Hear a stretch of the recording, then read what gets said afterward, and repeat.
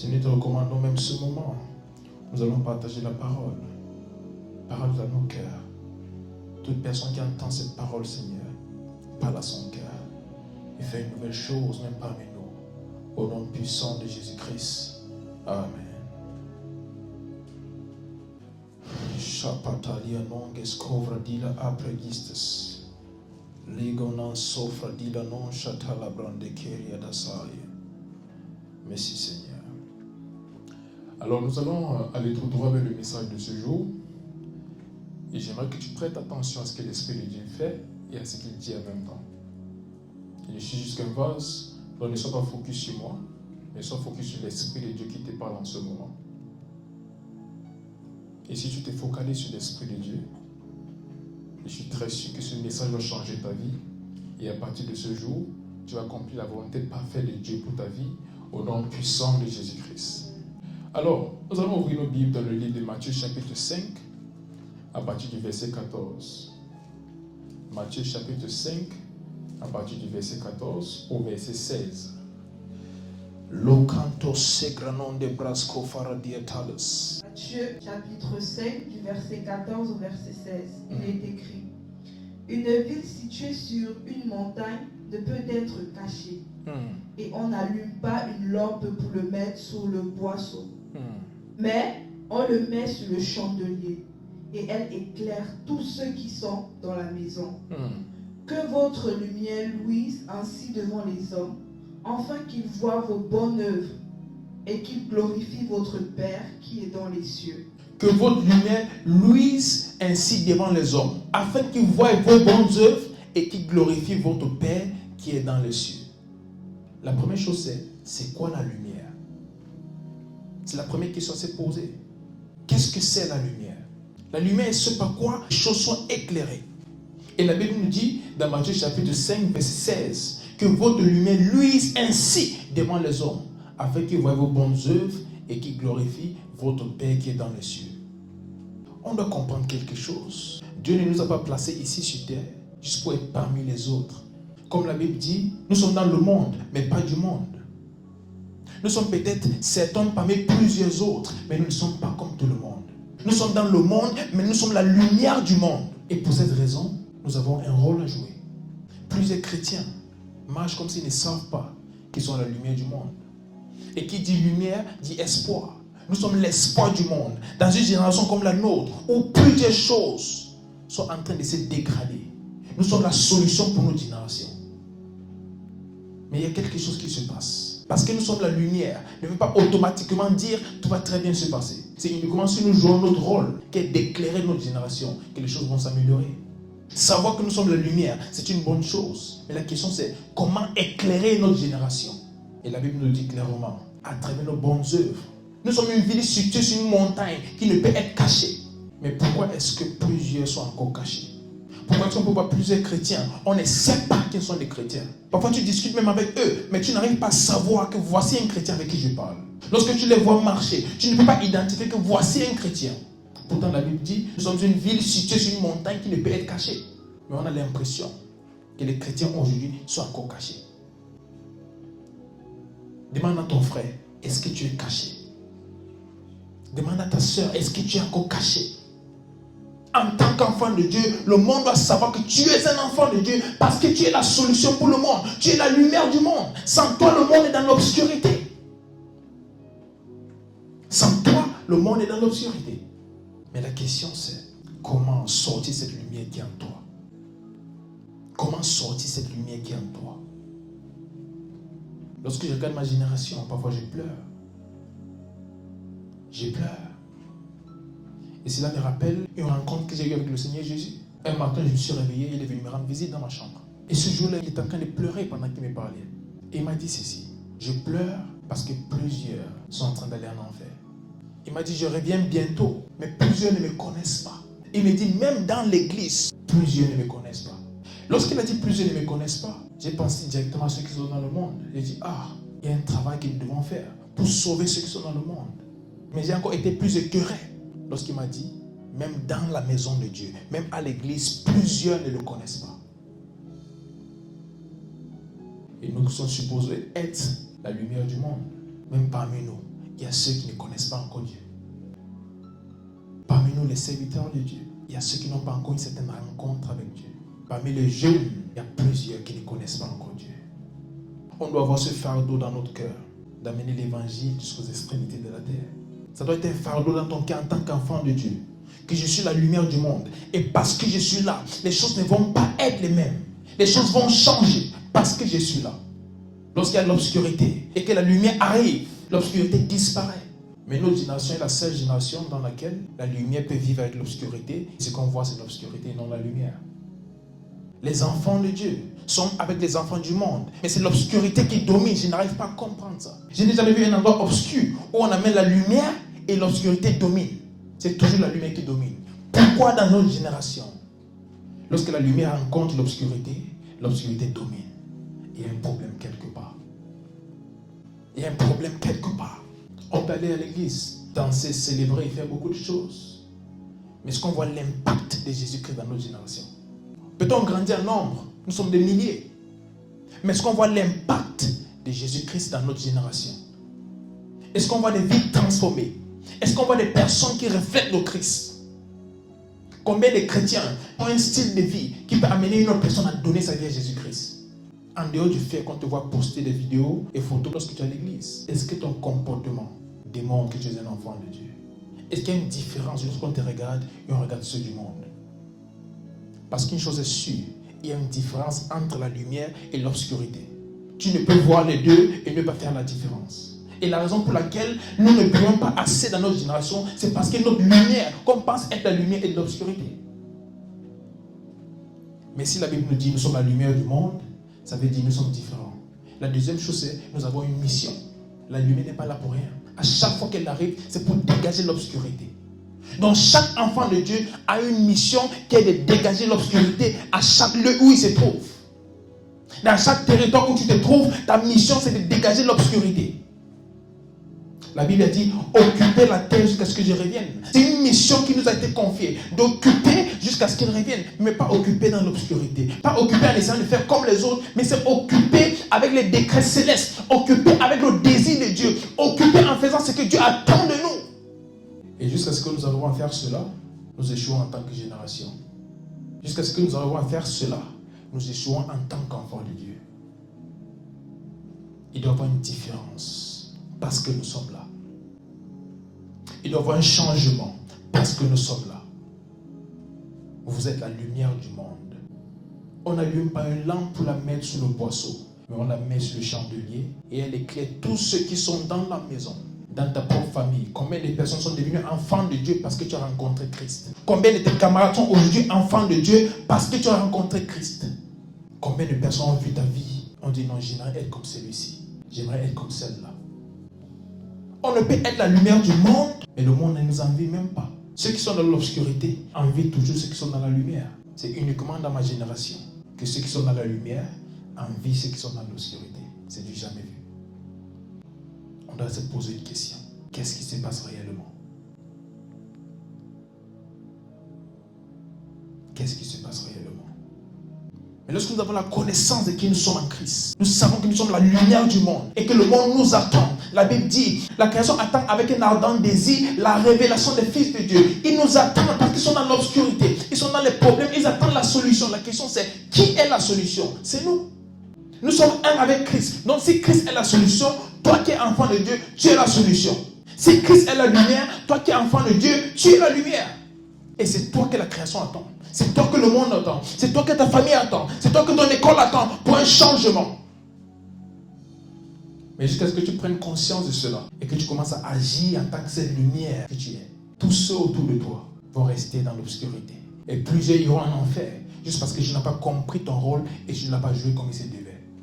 Mais quand tu comprends que tu es la lumière du monde et que ta génération dépend de toi et que la victoire de ta génération dépend de toi, la libération de ton pays dépend de toi, la libération de ta famille dépend de toi, tu vas commencer à agir en tant que cette lumière du monde que tu es. La Bible nous dit dans Matthieu chapitre 5, verset 13, vous êtes le sel de la terre. Si ce sel perd sa saveur, avec quoi la salera-t-on? Ce sel ne vaut plus rien. Il n'est bon qu'à être jeté dehors et piétiné. À chaque fois que je lis ces versets, il y a quelque chose qui m'intrigue. Pour que la Bible nous dise que nous sommes la lumière du monde, on doit comprendre que ça parle de ceux qui ont été sauvés.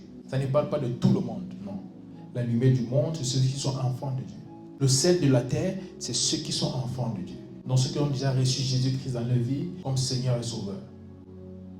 Alors, lorsque la Bible nous dit, et si ce sel perd sa saveur, c'est quoi cette saveur dont la Bible parle?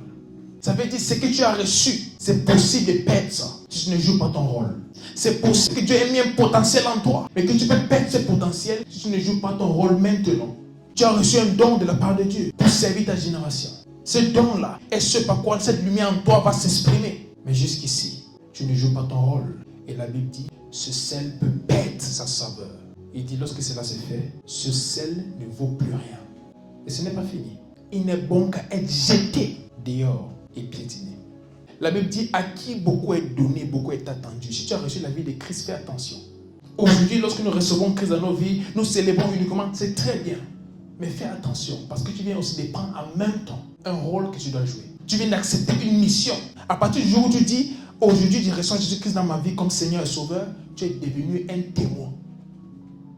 Donc, il y a une mission qui t'est confiée juste parce que tu as accepté Christ. Et si tu ne joues pas ton rôle, tu seras jeté dehors et piétiné. Tu seras sorti du plan de Dieu. Même s'il avait un projet pour toi, même s'il t'aimait, tu vas sortir de son plan. La Bible dit, il lève une armée contre qui les portes de l'enfer ne prévaudront point. Nous faisons partie de cette armée-là.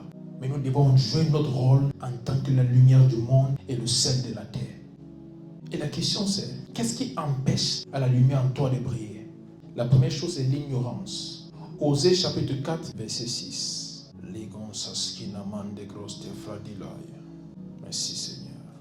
Osée chapitre 4, verset 6, il est écrit, mon peuple est détruit parce qu'il lui manque la connaissance. Puisque tu as rejeté la connaissance, je te rejetterai et tu seras dépouillé de mon sacerdoce. Puis tu as oublié la loi de ton Dieu, j'oublierai aussi tes enfants. Mon peuple est détruit parce qu'il lui manque la connaissance. La plupart des fois, nous nous disons, je n'étais pas au courant, donc ce n'est pas grave. C'est faux. L'ignorance est le plus grand des péchés. Mon peuple, c'est le peuple de Dieu. Donc Dieu lui-même identifie que c'est mon peuple. Malgré le fait qu'il soit son peuple, il dit, si vous manquez la connaissance, vous serez détruits. Donc manquer la connaissance du fait que tu sois la lumière du monde ne veut pas dire que tu ne vas pas prendre les responsabilités de l'inefficacité de ton œuvre. Donc peut-être certains ne savent pas qu'ils sont la lumière du monde, mais cela n'empêche que leur rôle n'est pas en train d'être joué. Il y a des conséquences. Plusieurs n'arrivent pas à faire briller la lumière en eux parce qu'ils manquent cette connaissance qui sont la lumière du monde. Ils ne savent pas qui ils sont. Ils ne savent pas qui ils sont devenus en Christ. Alors ils vivent comme n'importe qui. Ils font n'importe quoi. Ils ne sont même pas conscients de ce qu'ils portent. Mais la Bible te dit que tu es la lumière du monde. Qui veut dire c'est toi qui éclaires le monde. Sans toi, le monde est dans l'obscurité. Sans toi, le monde n'a pas de direction. Sans toi, le monde a des problèmes. Tu es la solution de ton monde. C'est ce que la lumière veut dire. Tu es la solution. C'est toi qui éclaires. Tu dois avoir la connaissance et la conscience de qui tu es en Christ. Tu as été sauvé, oui, mais pourquoi? Pour éclairer le monde, pour amener d'autres à connaître Jésus-Christ. En fait, dans l'ancien temps, lorsqu'il parlait des chrétiens, il parlait de la voie. Donc on les regardait pour connaître où aller. Ils étaient la voie. Et aujourd'hui, nous sommes la voie. Quand on parle d'enfants de Dieu, quand on parle des chrétiens, ce n'est pas juste un truc de religion, non. Le christianisme n'est pas une religion. C'est une relation qui amène les personnes à connaître Dieu. Le christianisme n'est pas une religion. Voilà pourquoi lorsqu'on parle, on dit tu es de quelle confession religieuse. Je ne sais même pas quoi répondre parce que je n'ai pas une confession religieuse. Je suis un fils de Dieu. Et ça, c'est une relation. Ce n'est pas une religion. C'est une relation. Donc tu peux ne pas briller parce que tu manques de connaissances par rapport à qui tu es. Mon peuple est détruit parce qu'il lui manque la connaissance. Est-ce que tu sais qui tu es en Christ?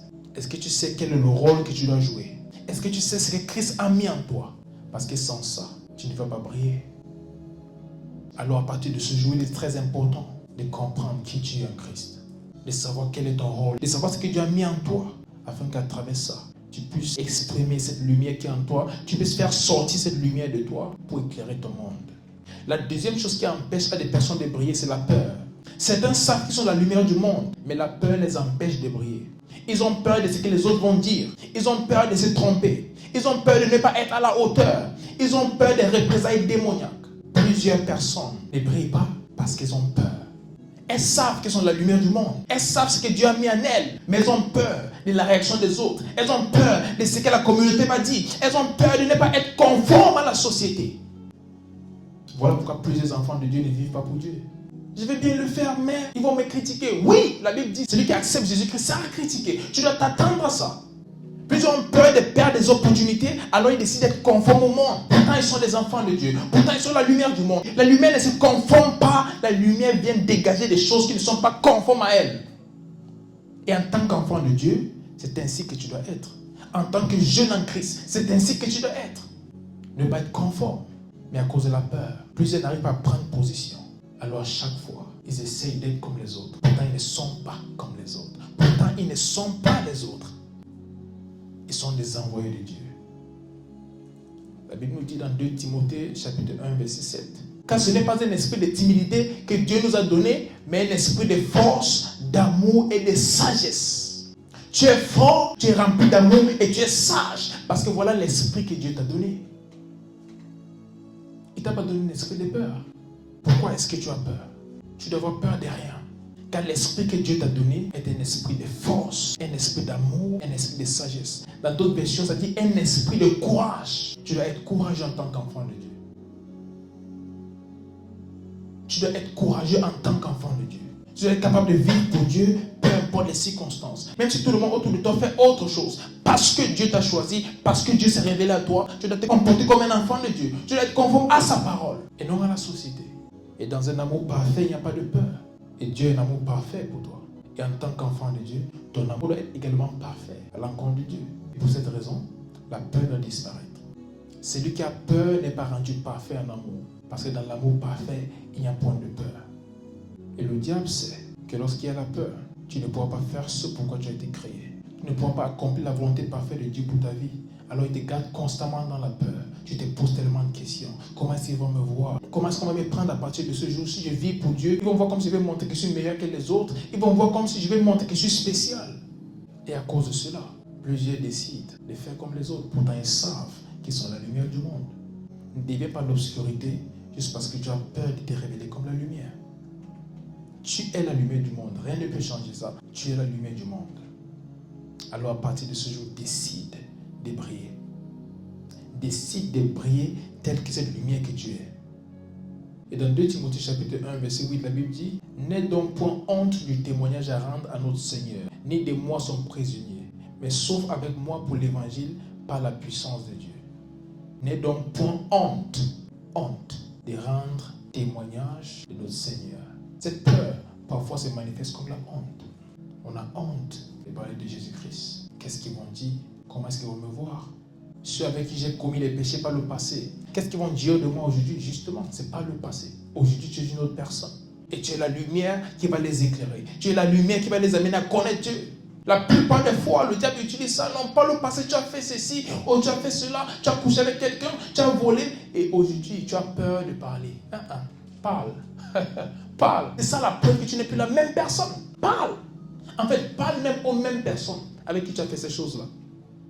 Si Dieu t'a sauvé, c'est pour que tu partes parler à ces mêmes personnes. C'est pour qu'à travers toi, elles soient également sauvées. Mais la peur empêche plusieurs enfants de Dieu de parler de la part de Dieu. À chaque fois que tu ouvres ta bouche, le diable te rappelle ton passé. C'est exactement ton passé, pas ton présent ni ton futur. Alors parle de la part de Dieu sans aucune peur, sans aucune crainte. Donc une chose qui empêche à plusieurs enfants de Dieu de manifester la lumière de Dieu à travers eux, c'est la peur. Et la troisième chose, c'est le péché. 1 Corinthiens, chapitre 6, verset 19. Ne savez-vous pas que votre corps est le temple du Saint-Esprit qui vit en vous, que vous avez reçu de Dieu, et que vous ne vous appartenez point à vous-même? Votre corps est le temple du Saint-Esprit. J'aime beaucoup ce verset. Ne savez-vous pas que votre corps est le temple du Saint-Esprit qui est en vous, que vous avez reçu de Dieu, et que vous ne vous appartenez point à vous-même? Ce qui empêche à plusieurs enfants de Dieu de briller, c'est le péché. Ils vivent constamment et continuellement dans le péché. Ils ont accepté Christ, mais les désirs de la chair, ils veulent satisfaire cela à chaque fois. Et pour cette raison, ils se retrouvent à vivre dans le péché. Pourtant, ils ont été sortis d'une vie de péché. Ils ont été rachetés de cette vie-là. Mais l'envie de se sentir bien dans notre chair, de faire ce qui nous plaît et non ce qui plaît à Dieu, nous amène à rester dans le péché. Et le péché nous souille. Le péché nous empêche d'être comme Dieu veut que nous soyons à chaque fois. Le péché nous empêche de faire ce que Dieu attend de nous. Le péché nous empêche de prier comme il se doit. Le péché empêche la lumière en toi de se manifester pleinement.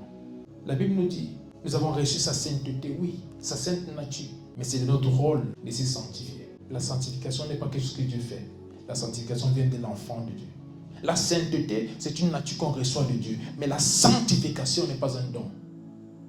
C'est l'enfant de Dieu qui décide que parce que je suis un enfant de Dieu, je vais vivre de façon séparée. Parce qu'aujourd'hui, je suis une nouvelle créature, je vais vivre autrement. Je vais faire autre chose avec mon corps parce que mon corps est le temple du Saint-Esprit.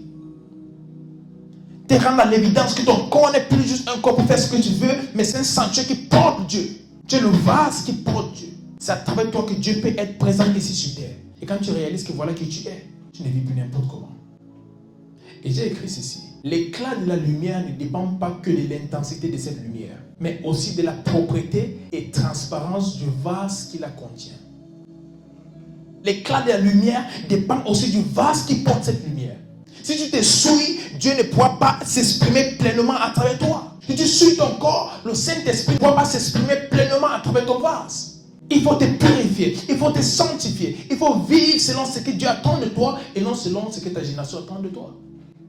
Je vais vous raconter cette petite histoire pour vous démontrer ceci. Pour ceux qui ont vécu dans les villages en Afrique, il y a les lampes qu'on utilisait. Lorsque la flamme de la lampe brûle, la fumée commence à teinter le verre, ce qui fait diminuer la lumière qui en sort. Et il ne peut éclairer les lieux comme avant. Mais lorsque le verre est lavé, la fumée est éliminée et il peut briller de mille feux. Sans la sanctification, il est impossible pour un enfant de Dieu de briller comme il se doit. Car le péché teinte le vase que tu es et empêche à la lumière en toi de briller de mille feux pour éclairer ton monde. Plusieurs jeunes ne savent pas si vivre dans le péché est un problème ou pas. Je vous dis, c'est un grand problème. Un très très grand problème. Tu ne peux pas accomplir la volonté parfaite de Dieu pour ta vie si tu vis dans le péché. Impossible. C'est impossible d'accomplir la volonté parfaite de Dieu pour sa vie en vivant dans le péché. Ceux qui vivent consciemment et continuellement dans le péché ne peuvent accomplir la volonté parfaite de Dieu pour leur vie. Juste impossible. Dieu veut s'exprimer à travers toi, mais tu dois rendre ce vase propre pour que Dieu puisse s'exprimer à travers cela. Il veut s'exprimer à travers toi, mais ton vase doit pouvoir lui donner cette capacité de se sentir libre, de faire ce qu'il veut quand il veut. Alors il est très important de vivre dans la sanctification en tant qu'enfant de Dieu. Romains chapitre 12, verset 1. La Bible nous dit: je vous exhorte donc, frères, par les compassions de Dieu, à offrir vos corps comme un sacrifice vivant, saint, agréable à Dieu, ce qui sera de votre part un culte raisonnable. Je vous exhorte donc, frères, d'offrir vos corps comme un sacrifice vivant, saint, agréable à Dieu, ce qui sera de votre part un culte raisonnable. Tout ce que tu offres à Dieu en tant qu'enfant de Dieu, sans lui offrir ton corps, est une perte de temps. L'inefficacité de l'évangile aujourd'hui, c'est parce que nous sommes la contradiction de notre propre message. Et ceci ne veut pas dire que les chrétiens ne peuvent pas tomber. C'est possible de tomber. La Bible dit 7 fois le juste tombe, mais il se relève. Le problème, c'est quand tu vis consciemment et continuellement dans le péché. Et là, tu deviens une contradiction du message. Et la lumière qui est en toi ne peut briller pour transformer ta génération parce que tu es comme ta génération ou même pire. Tu ne peux changer de personne si tu es comme elle. Si tu veux un changement, tu dois être différent. Si tu veux impacter ta génération, tu dois venir avec quelque chose que ta génération n'a pas. Et ma génération n'a pas une vie de Christ. Ma génération n'a pas une vie de sanctification. Et si tu veux impacter une telle génération en tant qu'enfant de Dieu, tu dois vivre autrement. Nous sommes tellement doués, beaucoup de connaissances, mais il n'y a pas d'impact. Parce que la vie de Christ ne se manifeste pas à travers nous. Nous ne vivons pas la vie de Christ. Nous vivons comme tout le monde. Et nous tombons quand nous voulons. Nous faisons ce que nous voulons. Et nous sommes des enfants de Dieu. Et nous allons gagner le monde. C'est faux. On ne peut gagner un monde à qui nous ressemblons. On ne peut gagner notre jeunesse si nous vivons de la même façon que ces jeunes-là. Ils doivent voir quelque chose de différent en nous qui va les attirer à connaître le Dieu que nous avons connu. Mais si nous avons rencontré un Dieu et nous vivons de la même façon que eux, ils n'ont pas de raison de rencontrer ce Dieu parce qu'il n'y a pas de changement. Pourquoi est-ce que je vais laisser ma liberté de pécher dans le monde, donner ma vie à Christ pour pécher maintenant, sachant que j'ai désobéi à Dieu? Non, c'est mieux de rester dans le monde et pécher. Ils savent qu'en tant que personne dans le monde, ils peuvent pécher librement. Donc venir à Christ pour vivre dans le péché, pour eux, c'est une perte de temps. Mais lorsqu'ils voient un autre enfant de Dieu qui arrive à se sanctifier, qui arrive à vivre d'une certaine façon, un à travers qui on voit l'esprit de Jésus-Christ se manifester, ils commencent à se dire, il y a quelque chose d'autre que les enfants de Dieu ont que nous n'avons pas. Il y a quelque chose que ces enfants de Dieu ont que nous n'avons pas. Et à partir de ce moment, ils désirent connaître Dieu parce qu'ils voient la transformation en toi. Tu seras le message de l'évangile que quelqu'un d'autre va recevoir. Ton style de vie est le message qui va transformer quelqu'un d'autre. Et si tu ne fais pas attention à comment tu vis, il Il y a certains qui peuvent aller en enfer. Pourtant, tu étais le message envoyé pour les sortir de l'obscurité et les amener à la lumière. Ne sois pas ce vase qui est le temple du Saint-Esprit. Vis pour Dieu. En tant que jeune, vis pour Dieu. Où tu te trouves, dis, je vivrai pour Dieu. Je vivrai pour Dieu tous les jours de ma vie. Et j'accomplirai sa volonté parfaite pour moi. Comment vivre dans la sanctification? Romains chapitre 12, verset 2. Ne vous conformez pas au siècle présent, mais soyez transformés par le renouvellement de l'intelligence, afin que vous discerniez quelle est la volonté de Dieu, ce qui est bon, agréable et parfait. Vivre pour Dieu n'est pas une chose qui est sponsorisée uniquement par un désir. Non. Il faut la transformation de ton âme. Tu as été dans le monde avant. Tu as connu beaucoup de choses. Venir à Christ et penser que tu vas vivre pour Dieu juste parce que tu désires vivre pour Dieu, c'est faux. Il faut que la parole de Dieu te transforme. Voilà pourquoi la lecture de la parole de Dieu, écouter des prédications, c'est très important. Parce que ça reprogramme ton âme, ça change ta pensée. Lorsque tu donnes ta vie à Christ, ton esprit est recréé, mais ton âme non. Alors c'est de ton devoir de passer du temps dans la lecture de la parole de Dieu, dans l'écoute des messages, afin de transformer ta pensée à être conforme à la volonté de Dieu. Et c'est uniquement quand ta pensée est conforme à la volonté de Dieu que ton corps va obéir à ce que Dieu attend de toi. L'information que tu reçois quand tu es enfant de Dieu est très importante pour le style de vie que tu auras en tant que chrétien. Voilà pourquoi la musique que tu écoutes, les films que tu regardes, les discussions que tu as, les lieux où tu te rends, comptent beaucoup en tant qu'enfant de Dieu. Parce que cela transforme ta pensée également. Mais si tu passes du temps dans la parole de Dieu, tu passes du temps dans la lecture de la parole de Dieu, tu aimes vraiment passer du temps dans la parole. Lorsque tu as un peu de temps, même à ton lieu de service, pendant ta pause, tu vas sur YouTube et tu cliques sur un message et tu visionnes. Je vais vous dire quelque chose. Dès l'enfance, je savais que Dieu allait m'utiliser. Mais une chose est sûre, savoir que Dieu va t'utiliser ne veut pas forcément dire qu'il va le faire. Ce que tu fais après avoir su que Dieu va t'utiliser détermine s'il va vraiment t'utiliser. Et j'ai découvert un moment, il y avait ce désir à moi de faire certaines choses pour Dieu, ce désir à moi de vivre vraiment pour Dieu d'une certaine façon. Le désir était là, mais la capacité n'était pas là. Et un jour, j'ai dit, à partir d'aujourd'hui, je vais prendre des heures chaque jour juste pour écouter des prédications sur YouTube. Et j'ai consacré des heures tous les jours pendant des années. J'écoutais juste des prédications, des prédications, des prédications. Parfois, je vais quelque part. Avant qu'on fasse ce qu'on est venu faire, les 30 minutes à 1 heure qu'on a avant, j'ai mis mes écouteurs. Des enseignements. Comment vivre pour Dieu. Comment aimer Dieu. Lorsque je rentrais à la maison, j'avais un programme de lecture de la parole de Dieu. Et je lisais tous les jours. Et je disais, Seigneur, révèle-toi à moi. Révèle-toi à moi. Je sais que j'ai grandi à l'église. Je sais que je suis fils de pasteur. Mais je ne veux pas être juste un fils de pasteur. Je vais être un fils de Dieu. Je vais connaître Dieu pour moi-même. Seigneur, révèle-toi à moi. Et pendant que j'ai passé du temps dans les Écritures, j'ai passé du temps à regarder des prédications.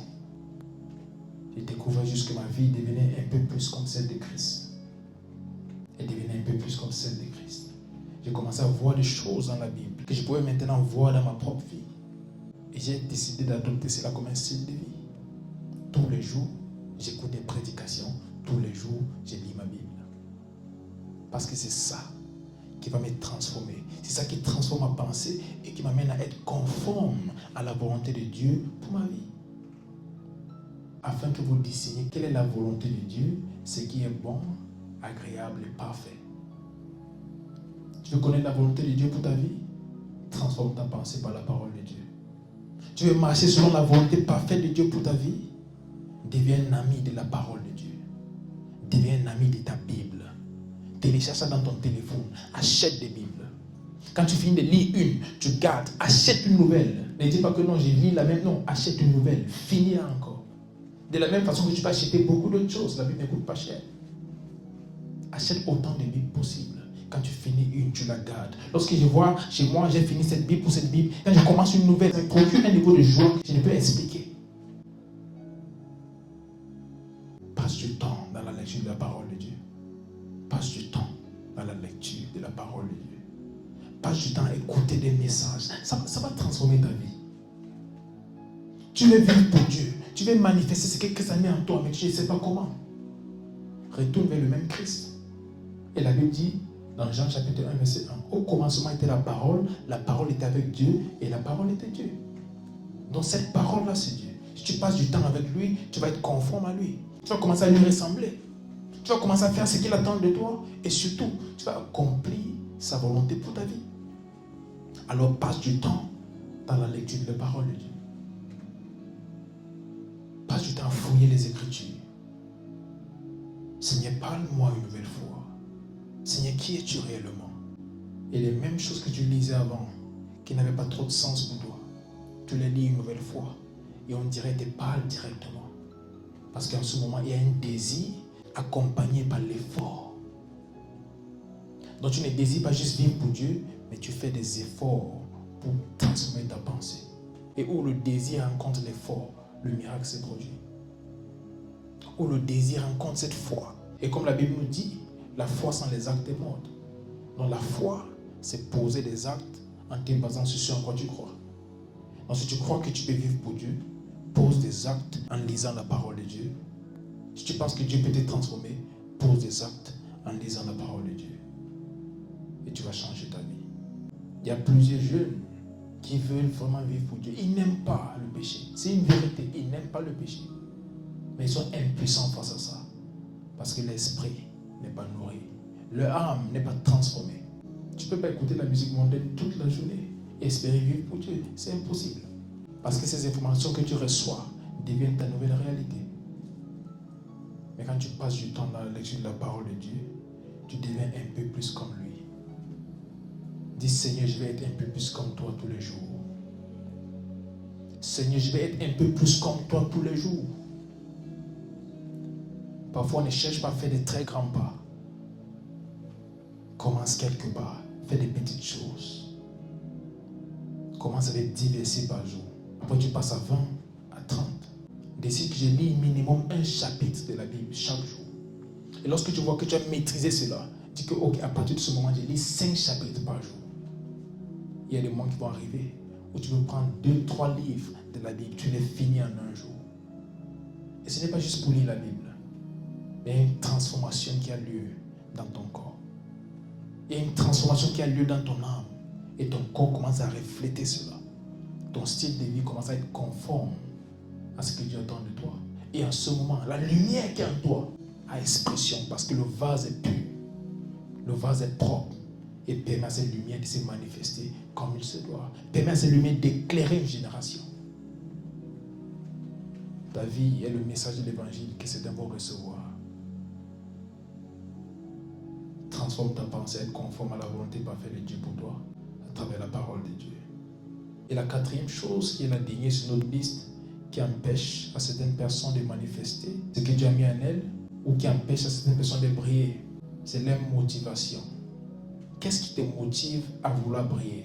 Pourquoi est-ce que tu veux briller? C'est vrai, nous sommes la lumière du monde. Mais pour quelle raison voulons-nous briller? Est-ce que c'est pour que Christ soit vu à travers nous? Ou c'est parce qu'on veut montrer à notre génération que nous existons? Parce que Dieu ne répond pas juste aux actes. Il répond aux motifs derrière nos actes. Pourquoi est-ce que tu fais ce que tu fais? Ce n'est pas juste le fait de le faire, mais c'est pourquoi est-ce que tu le fais. Je vais prêcher l'évangile, mais pour quelle raison? Il désire l'onction de guérison. C'est une bonne chose, ça va guérir plusieurs personnes. Mais pour quelle raison? Qu'est-ce qui me motive? Quelle est ma motivation? Lorsque je prie, Seigneur, donne-moi l'onction de guérison. Seigneur, donne-moi l'esprit de prophétie. Donne-moi le don de prophétie. Est-ce pour faire connaître les secrets de Dieu à son peuple? Ou c'est pour paraître comme un être surnaturel parmi les autres parce que tu peux voir et entendre à n'importe quel moment? Est-ce que tu désires le prophétique parce que tu veux démontrer quelque chose? Ou tu veux ça pour encourager les personnes, pour réconforter les personnes, pour dire à ces personnes ce que Dieu attend d'elles, pour révéler à des personnes des choses cachées? Qu'est-ce qui te motive à vouloir briller?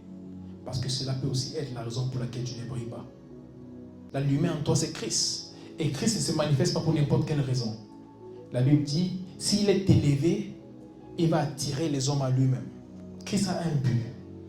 Il veut que tu brilles, mais pour une raison, qu'il soit vu, afin qu'à travers cela, les hommes puissent le connaître. La Bible dit que votre lumière luise devant les hommes, afin qu'ils voient vos bonnes œuvres et qu'ils glorifient votre Père qui est dans les cieux. Donc il y a un but, c'est de glorifier Dieu.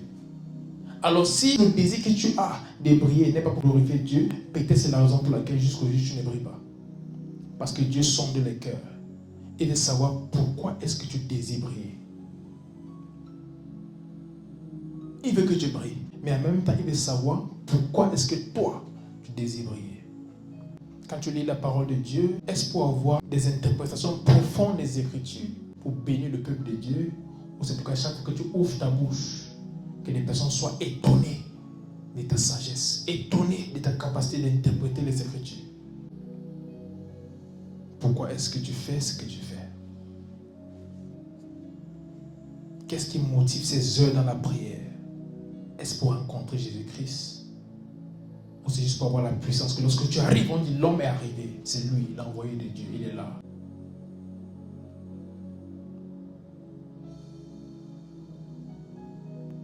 Peut-être c'est ça qui empêche à cette lumière en toi de se manifester.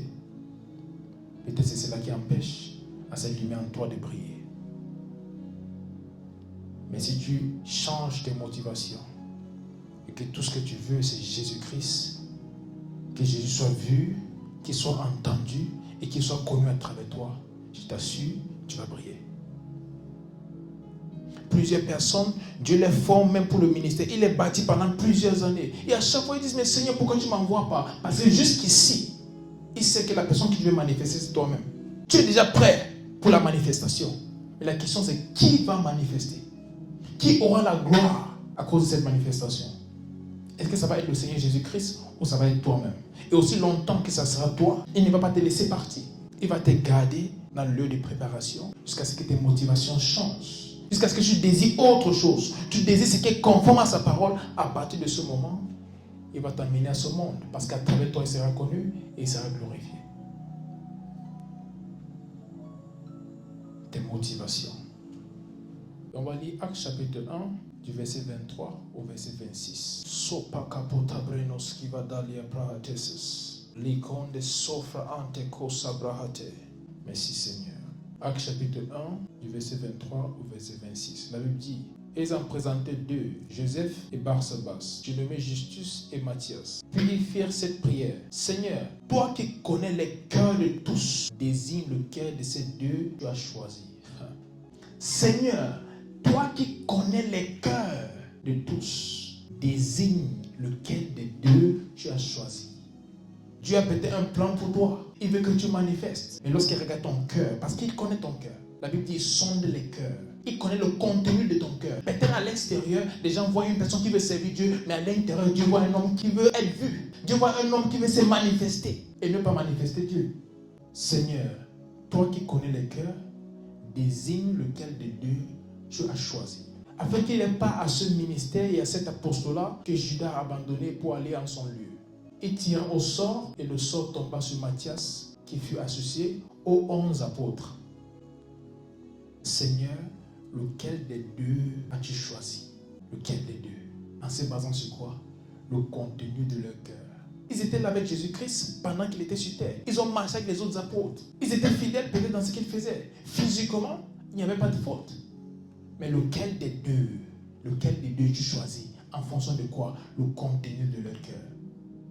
Jusqu'à ce que tes motivations s'alignent au plan de Dieu. Dieu ne peut pas t'utiliser. Il n'est pas fait grand chose avec toi si tu ne désires manifester Dieu. Si tu désires manifester le toi, non. Dieu n'envoie pas des personnes, il envoie des personnes qui vont pour le manifester. Il envoie des personnes qui vont pour le faire connaître. Il n'envoie pas des personnes qui vont pour se faire connaître elles-mêmes. Et dans cette génération surtout, Dieu fait très attention à cela. Parce que par le passé, il y a plusieurs personnes qui l'ont envoyé pour parler de sa part. Mais une fois qu'elles sont arrivées avec la manifestation et beaucoup de choses, elles ont oublié même qu'elles sont venues représenter Dieu. Elles ont commencé à se représenter. Je déclare que cela ne sera pas ta portion, ni ma portion au nom puissant de Jésus-Christ. Que jusqu'à la fin, nous allons manifester Christ. Nous allons montrer Christ à notre monde. Ça ne sera jamais nous, mais ça sera lui à chaque fois. Lequel de ces deux as-tu choisi? En se basant sur le contenu de leur cœur. Si tu n'arrives pas à briller malgré tous tes efforts, en conformité avec la parole de Dieu, fouille ton cœur. Peut-être le problème vient de tes vraies intentions qui ne sont pas correctes. Donc si tu fais tout ce qu'il faut pour manifester Dieu, mais tu n'arrives pas à voir le Seigneur te donner certaines choses, tu n'arrives pas à voir le Seigneur t'utiliser d'une certaine façon, pose-toi des questions. Pourquoi est-ce que je fais ce que je fais? Qu'est-ce qu'il y a vraiment dans mon cœur? Quel est mon vrai désir? Peut-être devant les hommes, ils voient que j'ai prié beaucoup. Mais pourquoi est-ce que j'ai prié beaucoup? Parce que le fait, ce n'est pas de beaucoup prier. C'est ce pourquoi nous prions. Et pas juste en termes de sujet, mais en termes de motivation. Qu'est-ce qui me motive à prier? Qu'est-ce qui me motive à chercher Dieu autant? Est-ce que c'est parce que je veux Dieu? Ou je vais juste l'utiliser pour acquérir ce que moi je veux? Aujourd'hui, le ministère est utilisé pour beaucoup de choses. Naturellement, le ministère, c'est là pour faire connaître Dieu à des personnes. Mais aujourd'hui, le ministère, c'est beaucoup de choses. C'est peut-être pour devenir célèbre, pour avoir des faveurs auprès des personnes élevées, pour gagner de l'argent et faire beaucoup d'autres choses. Mais que ton ministère et mon ministère soient là pour révéler Jésus-Christ au nom puissant de Jésus. Et quand on parle de ministère, c'est simplement penser à l'église. Créer une église, ça c'est pas un ministère. Le ministère, c'est simplement toute chose par laquelle Jésus-Christ est connu. Ça peut être ton foyer, ça peut être ta vie, ça peut être ton lieu de service. Là-bas, tu peux avoir un ministère. Ce n'est pas forcément créer une église. Une église, c'est créer un cadre où les différents enfants de Dieu peuvent venir pour demeurer ensemble en Christ. Mais ce n'est pas ça le ministère. Le ministère, c'est ce qui sort de toi. Le ministère est une vie. Le ministère est une vie. Le ministère est une vie qui révèle Jésus-Christ. Le ministère est une vie qui révèle Jésus-Christ. Et à partir de ce jour, que ta vie révèle Jésus-Christ au nom puissant de Jésus. Ligon sigranon tefra acte levados ye pratos. Jésus-Christ est tellement beau. Et si tu décides de vraiment le connaître et de le servir, tu verras que c'est la meilleure décision que tu pourrais prendre.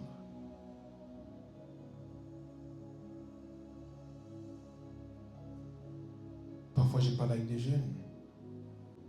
Et je parle avec d'autres frères et sœurs en Christ. Et on échange sur certains sujets. Et je ressens une certaine joie quand on parle de Jésus-Christ. Parfois, ta journée ne se passe pas comme il fallait et tout. Mais quand on commence à parler de Jésus-Christ, il y a une joie que je ne peux expliquer. Il y a une joie que je ne peux expliquer. Pour toi qui ne connais pas encore Jésus-Christ, viens à Jésus-Christ maintenant. Il a payé un prix sur la croix afin que tu sois sauvé.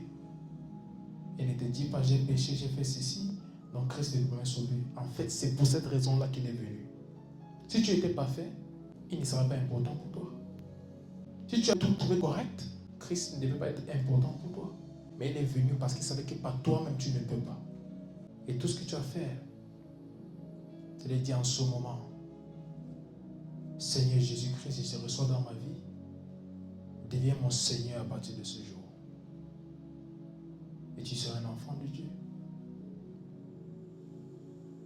Tu te dis peut-être tu dois respecter les 10 commandements et tout le reste pour aller au ciel. Non, c'est faux. Ce que tu dois faire, c'est accepter Jésus-Christ dans ta vie comme Seigneur et Sauveur. Et dès cet instant même, tu peux devenir un enfant de Dieu. Et si tu es là, tu m'écoutes, et que tu veux prendre cette décision de suivre Jésus-Christ, tu vas juste répéter cette prière après moi. Seigneur Jésus, je te remercie pour ma vie. Je te remercie pour ton amour pour moi. Je reconnais que je suis pécheur. Mais tu es mort sur la croix pour mes péchés. Et tu es ressuscité. En ce jour, je te confesse, Seigneur et Sauveur de ma vie. Et par la foi, je reçois le don de la vie éternelle. Merci Seigneur, car les choses anciennes sont passées. Mon passé est effacé. Et toutes choses sont devenues nouvelles. Je reçois la grâce de vivre pour toi tous les jours de ma vie. Et d'accomplir ta volonté parfaite pour moi. Merci Seigneur, car je suis né de nouveau. Amen.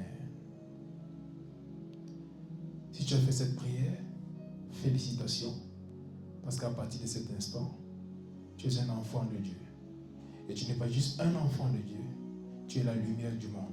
Donc à partir de ce même jour, le monde t'attend pour un changement. À partir de ce jour, tu es la solution pour ton monde. Tout a changé, toutes tes erreurs du passé s'est effacées. Même si le diable essaye de t'amener à te souvenir de cela, c'est faux. La Bible dit, c'est effacé. Dieu n'est pas un homme pour mentir, ni le Fils de l'homme pour se repentir. S'il a dit tes péchés sont effacés, alors tous tes péchés, pas certains, tous tes péchés sont effacés. À partir de ce jour, c'est Dieu sans crainte. C'est Dieu sans crainte. Cherche une église qui est proche là où Dieu est, une église qui enseigne la parole de Dieu et va y demeurer.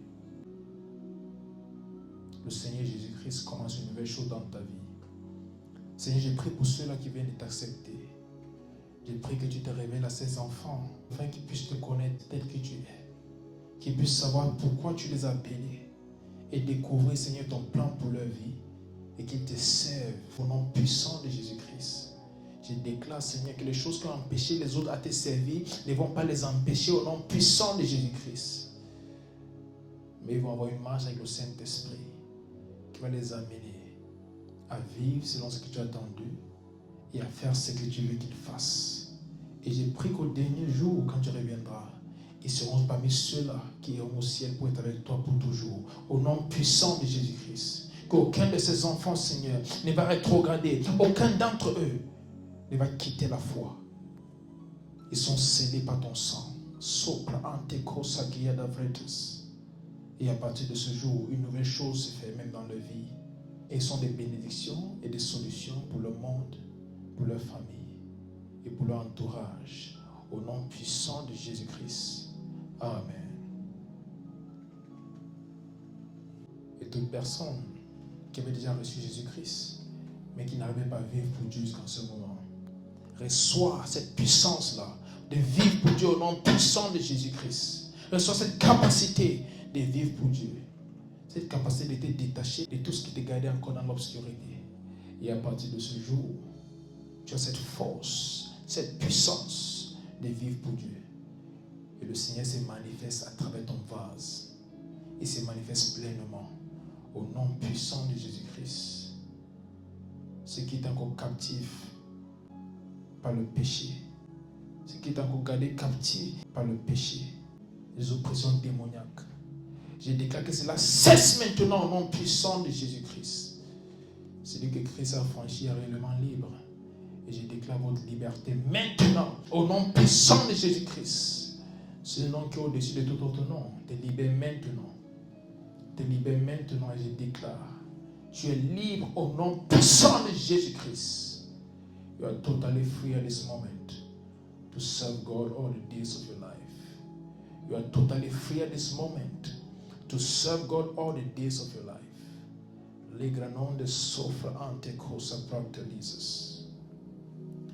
Et je prie pour ceux, Seigneur, qui veulent connaître ton plan parfait pour leur vie. Je déclare que pendant qu'ils lisent la parole de Dieu, pendant qu'ils prient et pendant qu'ils te servent, que tu les amènes à être au bon endroit, au bon moment, en train de faire la bonne chose. Que tu les conduis, Seigneur, à savoir pourquoi est-ce qu'ils ont été créés et ce qu'ils doivent faire pour accomplir cela. Au nom puissant de Jésus-Christ. Aucun de ces jeunes ne marchera dans la confusion. Aucun de tes enfants ne marchera dans la confusion. Tu dis, le Saint-Esprit vient à nous et il est un guide. Je déclare que le Saint-Esprit te guide dès cet instant au nom puissant de Jésus-Christ. Et que tu as cette capacité de comprendre et de savoir ce qu'il dit à chaque fois. Au nom puissant de Jésus-Christ. Les grands noms de Sophra ante paradis Sophractetes. Je déclare à partir de ce jour que ta lumière brille et illumine ton monde au nom puissant de Jésus-Christ. Et le peuple de Dieu crie Amen. Amen. Sobranelia coste vrahatai. Merci Seigneur. En ce moment, nous allons juste donner nos offrandes avant de clôturer. Donc si tu as ton offrande avec toi, ta semence, ta dîme, pour ceux qui sont en ligne, il y a le lien PayPal dans la description. Il y a également un numéro de téléphone. Si tu n'as pas PayPal et tu vas avoir un autre moyen de payer, Tu peux contacter ce numéro de téléphone sur WhatsApp, Telegram et par SMS. Et on va te donner d'autres informations sur comment donner ta dîme. Pour ceux qui sont ici, vous allez juste venir devant et mettre cela dans le panier.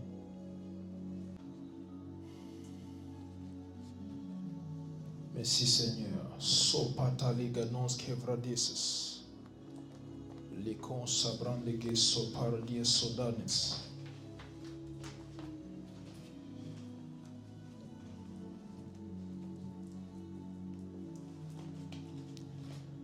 Merci Seigneur. Les gons et fradodilies codavrai. Où tu es en ce moment, je vais prier pour toi, pour bénir ton offrande, ta sémence, ta dîme.